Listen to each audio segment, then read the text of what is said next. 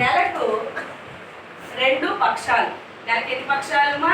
2 పక్షాలు. పక్షం అనగా 15 రోజులు. పక్షం అనగా ఎన్ని రోజులమ్మా? 15 రోజులు.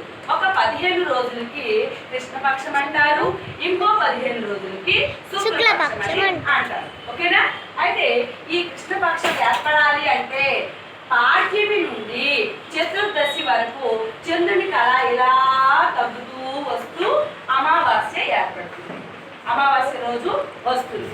అలాగే మళ్ళీ పాడ్యమి నుండి చతుర్దశి వరకు చంద్రుని కళ రోజు రోజుకి అలా పెరుగుతూ వస్తూ పూర్ణ చంద్రుడు వచ్చి మనకి పౌర్ణమి వస్తుంది. మనకి పౌర్ణమి ఏర్పడుతుంది. దాన్నే మనము పౌర్ణమిగా చెప్పుకుంటాం. ఓకేనా? వీటినే ఇలా రొటేట్ అవుతూ ఉంటుంది అనమాట.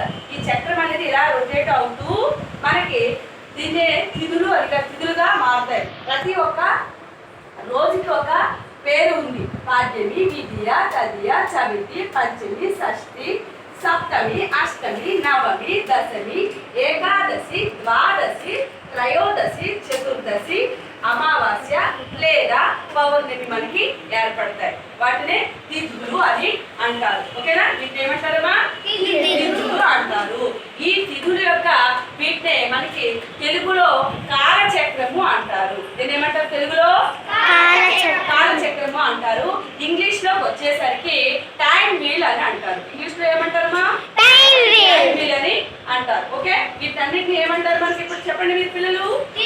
తిథులు అని అంటారు. ఓకే? ఇది తిథుల యొక్క గురించి చెప్పడానికి మనకి ఈ విధంగా చెప్పడం జరిగింది. ఓకేనా స్టూడెంట్స్?